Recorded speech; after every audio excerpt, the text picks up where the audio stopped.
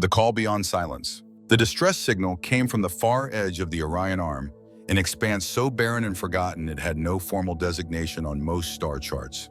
It was a whisper from the abyss, a place known more for ghost stories than coordinates. It should have been routine, but this signal, it was wrong. Just one burst, short, sharp, and final.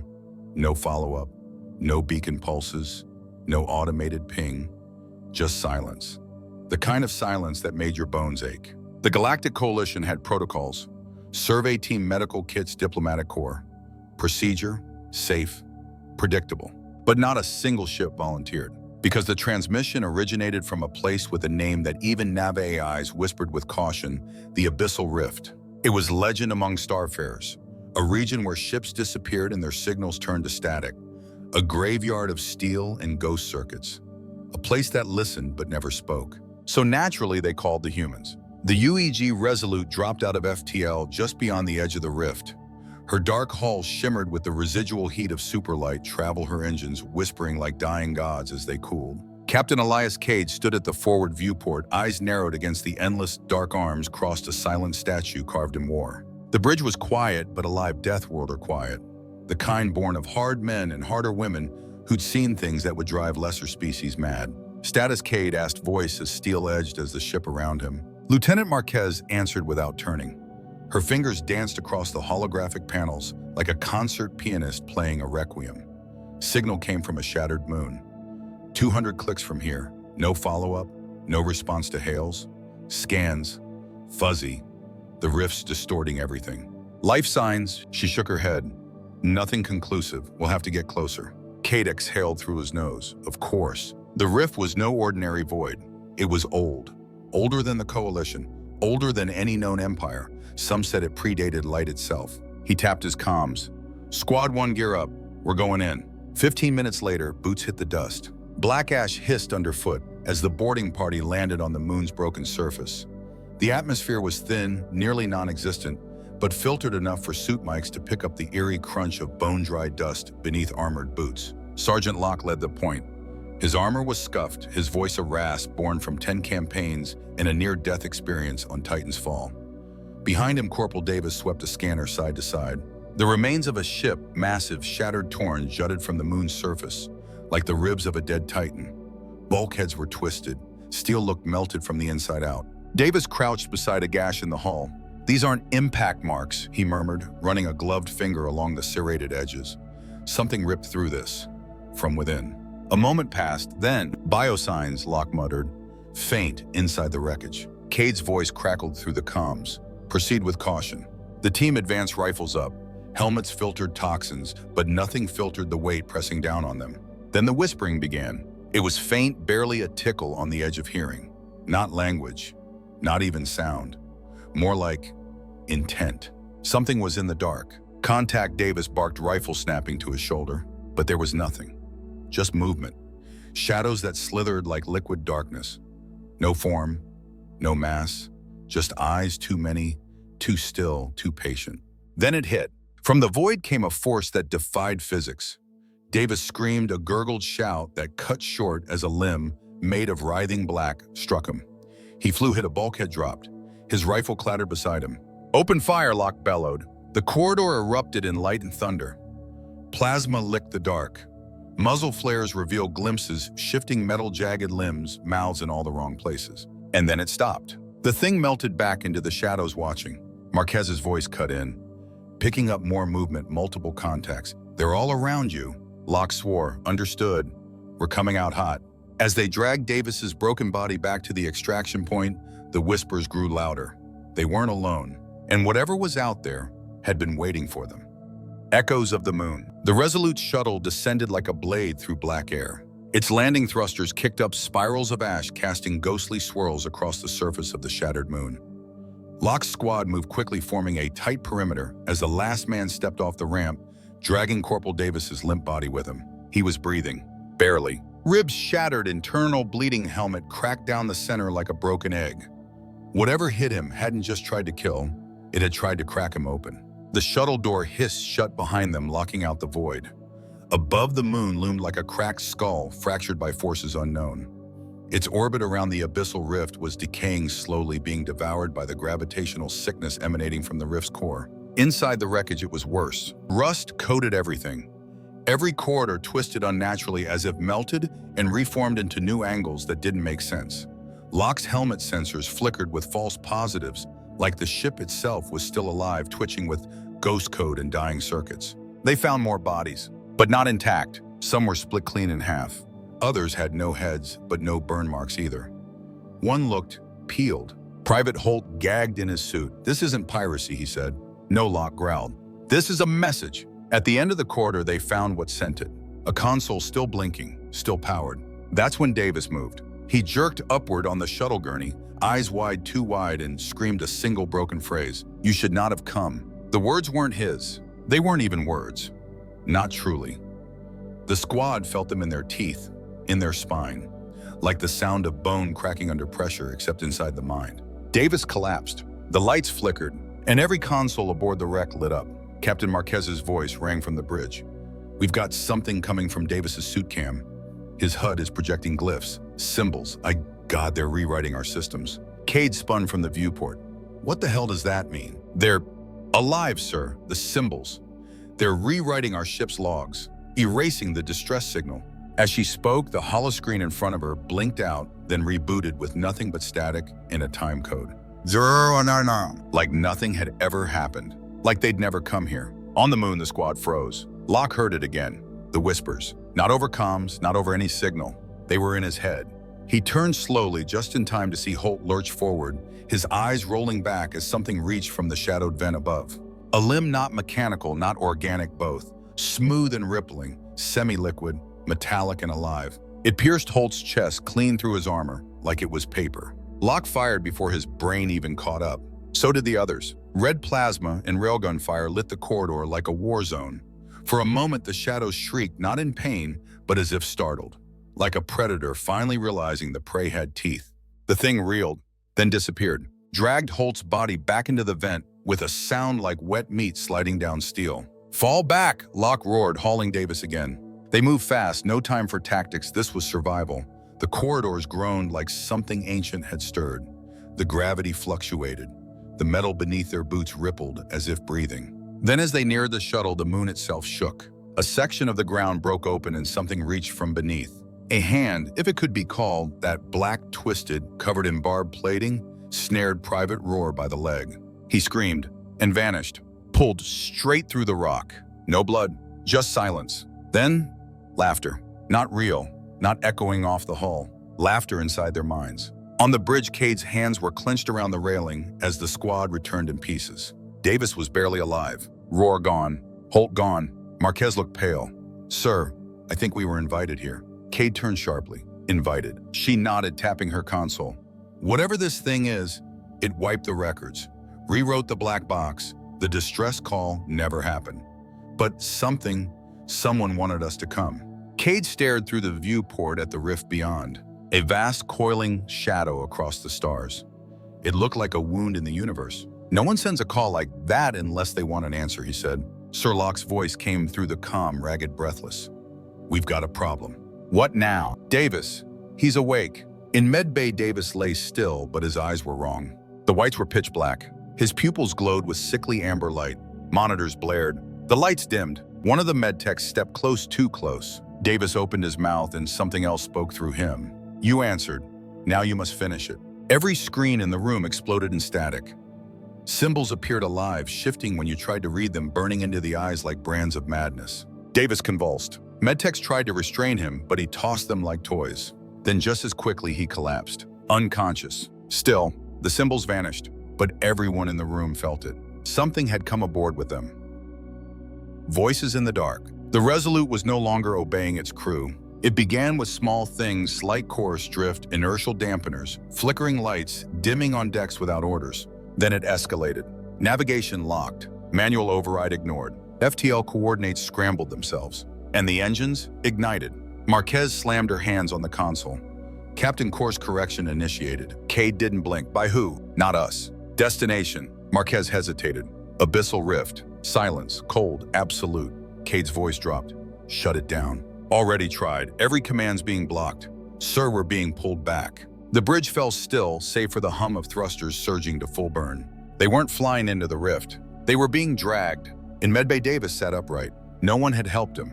His vitals had been erratic moments ago, borderline coma. Now he looked rested, peaceful, like a man who'd had a good dream. Only, his eyes were still wrong. Dr. Harlow froze mid-step. "How?" Davis turned to him, smiled. It was wrong, not evil, not cruel. Detached, like something far away pretending to be human. "You're taking us back," Harlow whispered. Davis tilted his head, almost amused. "We never left." Cade stormed into the medbay. Behind him, Marquez followed, face pale and tight. "We just lost helm control. We're accelerating toward the rift. I need to know what the hell is inside you." Davis looked up, blinking slowly. Then he spoke, and his voice wasn't one. It was many. "You were not meant to answer, but you did. And now you must finish what the others could not." Cade drew his sidearm and pressed it to Davis's forehead. "Start making sense." Davis didn't flinch. Only Death Worlders can open the door. The words hit harder than gunfire. The rift hadn't sent out a call for help. It had sent out a keyhole, and they were the key. The rift filled the viewport now, a yawning, writhing mass of impossible gravity. Space warped around it, light twisted, stars disappeared behind its veil. Then something stirred within it. Marquez stared at the sensors. There's something moving. A mass, structure or creature, can't tell. It's waking up. Cade's throat tightened. This wasn't a battlefield. It wasn't even space anymore. It was something else. Suddenly the ship shook. Gravity buckled. Sirens blared. Power flickered. And for a split second, Cade heard it. Not through speakers, not through sound. In his mind, a whisper. No language, no words, just presence. Something vast, something buried. And it was now aware of them. The bridge flooded with static. Screens flashed symbols like those from Davis. Marquez screamed. "They're not random. They're scanning us." Cade turned sharply. "For what?" She swallowed. "For understanding. It's reading our thoughts, Captain." Locke staggered to his console, pale as a corpse. The rift, it's adapting, it's learning. Davis stepped into the bridge, unarmed, calm. His eyes still black and glowing settled on Cade. "You still believe this is a trap?" Cade raised his pistol again. "It's not." Davis's smile returned. "It's a crucible." Suddenly everyone heard it. A new voice. Not Davis, not Cade, not anyone. But all of them. In their minds, "You are strong, but not complete." Marquez dropped to her knees, clutching her head. Locke bled from his nose. Cade fought to stay standing, his fingers trembling against the railing. "Turn it off," he growled. Davis simply watched. "You can't turn off truth." A new symbol appeared on the main screen. It pulsed, bright, hypnotic. The crew stared, and for the first time, they saw. The rift wasn't empty. It wasn't just alive. It was aware. A core loomed beyond the veil, a monolith of obsidian laced with glowing tendrils of energy that pulsed like veins. It wasn't built. It was grown, and it was waiting. For them. Cade stumbled backward. "This is what it wants to consume us." Davis shook his head. "No, it wants to remake you." Marquez whispered. "Into what?" Davis turned his eyes to her glowing, endless inhuman. "Into what comes next. The thing that waits." The rift opened like a wound in reality. Not a portal, not a gateway. A maw, massive, endless, alive. Stars bent around it, light curved inward, gravity shivered under its pull. And Resolute, helpless drifting, slid toward it like prey into the jaws of something that didn't know hunger. Only purpose. Cade stood frozen on the bridge, watching the viewport as the rift swallowed space itself. Behind him, the crew scrambled, some praying, some screaming, some just whispering to themselves. Locke slammed his fist on his console. "Thrusters won't respond." "Override rejected." "Cut core power," Cade shouted. "Already tried." "It's not just steering us, it's piloting us." The ship groaned, metal flexing against pressure no engineer ever anticipated. Hull plates trembled like leaves in a storm.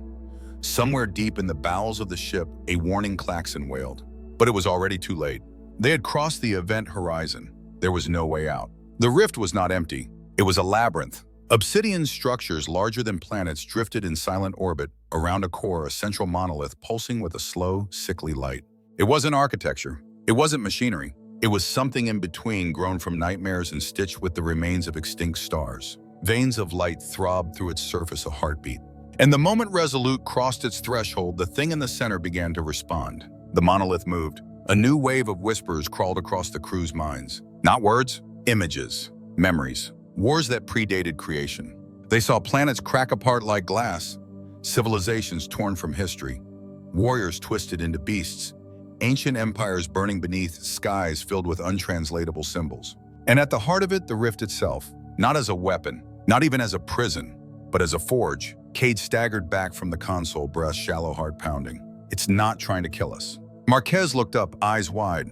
It's testing us. Davis, still standing, still possessed, nodded slowly. It waits for those who survive the call, not the curious, not the clever, the ruthless, the unbroken.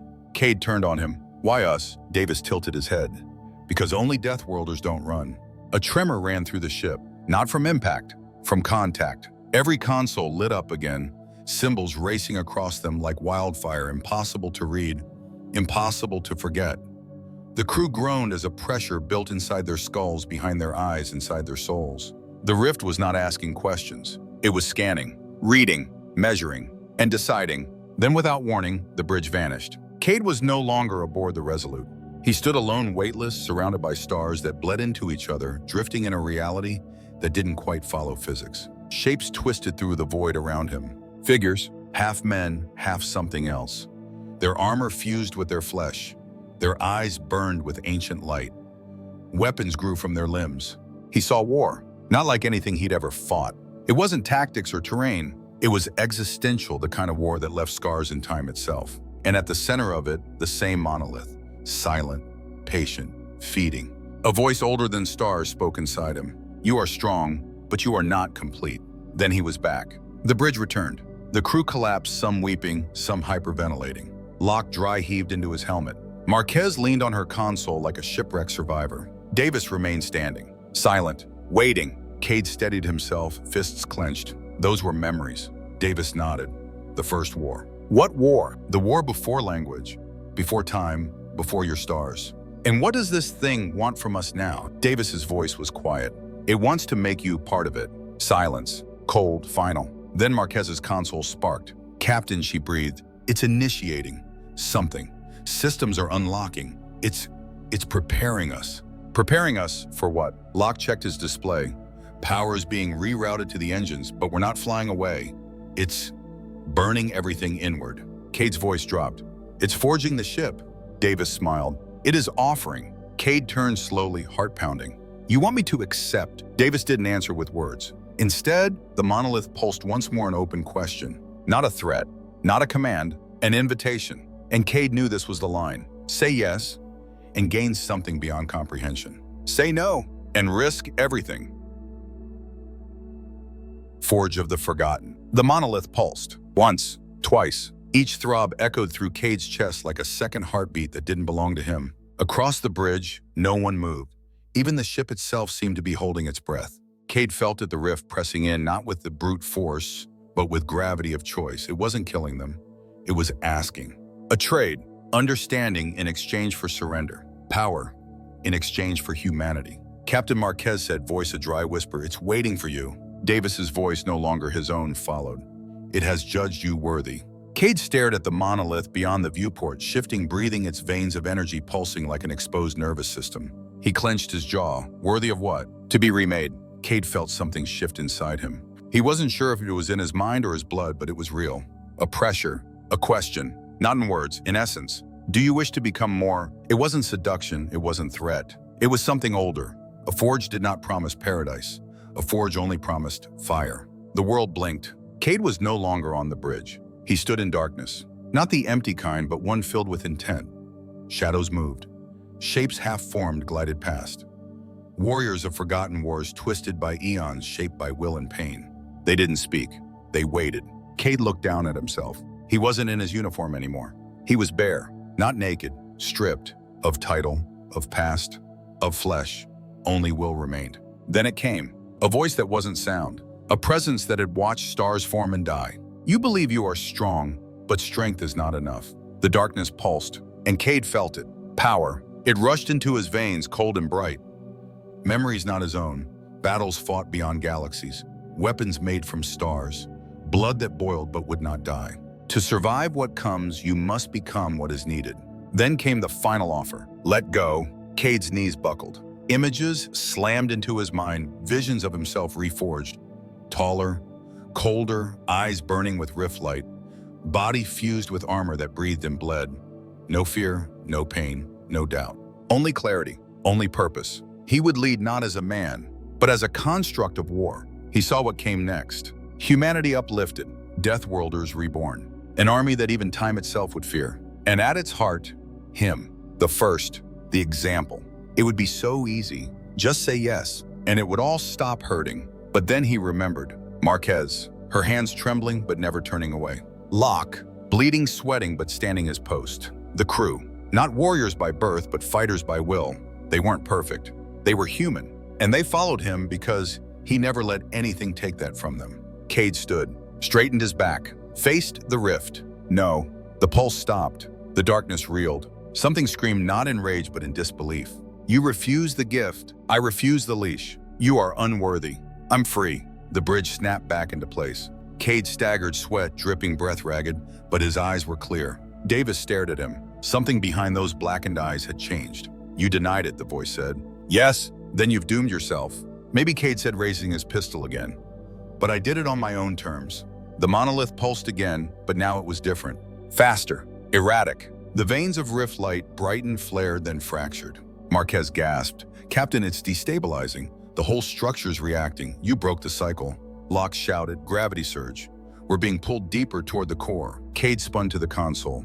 Then let's break it all the way. A choice had been made. The rift knew.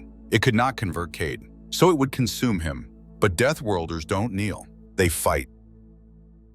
The refusal. The rift screamed, not through air, not through sound, through space itself. The monolith convulsed, veins of rift light rupturing like overpressurized arteries.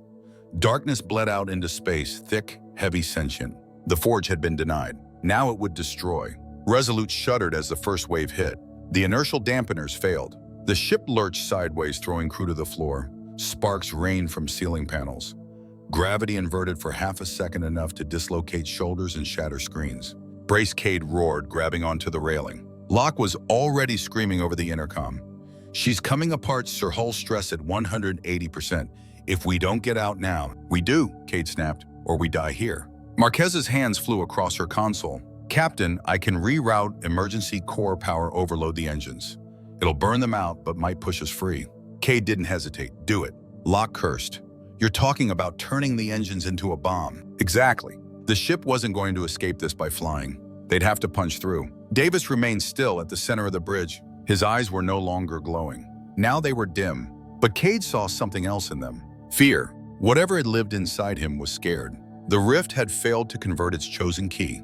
And now its last weapon was panic. The monolith outside began to open. Not a portal, not a gate, a maw. A black hole with structure. Tendrils of metal and shadow reached outward, grasping like a god trying to take back its toy. Inside, the mouth light. Terrible light. Alive. Hungry. Now Cade barked. Marquez slammed her fist down on the final sequence. Engine overload in 10. The entire ship howled. Every panel glowed red. Every warning blared at once. Bang! From the rift, shapes began to emerge. Figures. Warriors. Half-born things from the forge. The almost chosen. 8. They weren't flying. They were crawling through vacuum as if gravity didn't matter. Their forms twisted as they moved, morphing between armor and flesh, light and shadow. 7. The bridge lights flickered. Davis whispered something Cade barely heard. It will never stop. Not until one of you says yes. 6. Cade raised his pistol. Not at Davis, at the console.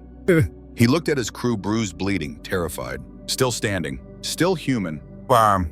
He fired. The control panel shattered. Manual override engaged. Marquez re-established link with core ignition. Outside, the forge screamed again, but no longer in command. Now it was reacting. 2, Locke's voice cracked. Sir, I really hope you have a plan after this. Yeah, Cade growled. Don't die. The engines detonated. It wasn't an explosion. It was a detonation of will. The ship surged forward, every cell of its being burning, every joint groaning under the impossible thrust. The monolith's tendrils reached and missed. The Resolute tore through the veil of darkness out of the rift's jaws and into open space. The forge behind them collapsed inward, folding in on itself with a soundless shriek. Then, silence. Real space returned. Stars blinked back into place. The rift was gone. No trace, no scar, just cold, beautiful void. On the bridge, no one moved for a long time. Locke was the first to speak. Holy shit. Marquez slumped against her console, tears streaking through the grime on her cheeks. "We made it." Cade said nothing. He looked out the viewport. His fingers still trembled. Not from fear, from knowledge. Behind him, Davis stirred. He sat up slow, his expression hollow, human. His eyes were no longer black. But they weren't entirely his either. Cade walked toward him, stared. Davis met his gaze, and then smiled. Not wide, not mad, just patient. "You didn't escape," he whispered. Cade felt his stomach twist. "What do you mean?" Davis's voice was barely audible. "It marked you." Cade stepped back. "No, you heard it," Davis said. "You felt it." Marquez turned horrified. "Captain, what is he talking about?" Cade didn't answer, because he knew. The Forge hadn't just wanted a successor. It had wanted a seed, and now it had one. Break the chains. Space was quiet again. Too quiet. After the screaming, the tearing, the impossible gravity, and roaring lights, silence had returned to the Resolute like a judgment. They had survived the rift, but the crew did not cheer, because deep down no one believed it was truly over. The ship drifted powerless. Its engines had burned themselves down to the bone to break free. Life support ran on residual reserves. Navigation was dead. The bridge lights pulsed in low-frequency emergency amber, casting long, haunted shadows. No one spoke. Not out of fear, out of exhaustion, mental, spiritual, cosmic. Cade sat alone in the captain's chair, elbows on his knees, staring at the floor like it might give him answers. He was soaked in sweat, his knuckles bruised, his throat burned from shouting orders. But the worst wound wasn't visible. He'd been inside the rift, and it had seen him. Marquez sat slumped at her console. Her hands hovered over a dead display, fingers twitching like she wanted to make the system work through sheer desperation. Locke was curled in a corner of the bridge, whispering orbital math to himself like prayer. He wasn't broken, not yet, but he was cracked. Every so often he glanced out the viewport and flinched, like expecting it to still be there. The rift, and then the door hissed open. Davis walked in, the room tensed. No one reached for a weapon, but no one looked away either. He wasn't restrained, he didn't need to be. Whatever had held him before wasn't in control now. But it had left something behind. Cade didn't look up. "You still human?" Davis stopped beside him. "I'm not sure the word applies anymore." "What's in you?" "Nothing." Pause. "Everything." Cade stood slowly. "You going to explain that?" Davis nodded. "I don't think the rift is just a thing. It's not a machine, not a being. It's both and more. It's a memory that builds, a will that forges. It doesn't forget, it doesn't forgive." Cade's eyes narrowed. "Then why are we still alive?" "Because you did something no one else ever did." "What?" "You said no and meant it." That silenced the room. Even Locke looked up. Davis' continued, voice calm but hollow. Not monotone, just tired of pretending. "The Forge had waited thousands of years for someone like you. Not to defeat it, not even to survive it, but to refuse it. To stand at the edge of evolution and say, no, I will not become this." And that pissed it off. Davis shook his head. No, that fascinated it. Cade walked to the viewport. The stars were back, but they didn't shine the same. Not to him, not after what he'd seen. "What now?" he asked. Davis didn't answer at first. "Then, it's watching." Cade turned. "What?" "The rift, or the thing behind it. Whatever you touched, it's not done. It doesn't need you to come back. Not anymore. Now it's inside you." "I'm not possessed." "No, you're worse. Worse, you're the first carrier." The silence that followed felt sharp, like a blade waiting to drop. Marquez finally spoke, her voice a whisper. "What does it want?" Davis looked at her with something like pity. "Purpose." Cade crossed his arms. "Well, it's not getting it. We're going to warn the Coalition, the Council, everyone." Davis smiled. It was sad, almost human. "And they'll do what? Study it? Weaponize it? Ignore it? You don't warn people about a storm they already breathe." Locke muttered from the floor. "So what do we do? Drift here until oxygen runs out?" "No," Cade said. He turned back to the stars. They looked endless, but not safe. Never safe again. "We go home." Marquez looked up. "Even if it followed us, especially if it followed us." And then, as if on cue, a soft flicker ran through the bridge lights. No sparks, no noise, just a pulse, like a heartbeat, from deep in the ship. Davis's voice was barely audible. It left something behind. The Watcher within. Days passed. The Resolute floated like a scar across the void engines, silent, its hull scorched, its crew wounded in ways no medkit could fix. They managed to repair long-range comms, just enough to whisper their story. Not a call for rescue, not a debrief, a warning. No one responded. No one wanted to. Cade sat alone in his quarters. He hadn't slept. Not really. Every time he closed his eyes, the rift waited behind his eyelids. Not attacking, not speaking, just observing. Like a patient god watching its creation squirm. And somewhere deep in the ship, systems pulsed on their own. Lights blinked without input. Sensors flickered and corrected. And always that heartbeat too faint to track, too real to ignore. Marquez stopped reporting it. Locke stopped asking questions. Everyone pretended the silence meant safety. But silence was how this started. In the med bay, Davis sat on his cot, arms crossed. His eyes had returned to normal. Almost. Except when the lights dimmed. Then they reflected something else. Something watching through him. Not possessing. Just waiting. Cade visited him. They didn't talk much. There was nothing left to say. Until one night, as Cade stood to leave, Davis spoke. "We brought it back." Cade froze. Not all of it, just enough. Enough for what? Davis's smile was faint, empty, to see if it can grow. That night, Cade stared out at the stars. He used to find comfort in them. Now, they felt populated. Too many eyes behind the light. Too many doors left ajar. Back in the dark heart of Resolute, a console blinked. A soft pulse. A symbol. Not human. Not alien. Just familiar. It blinked again and waited. End.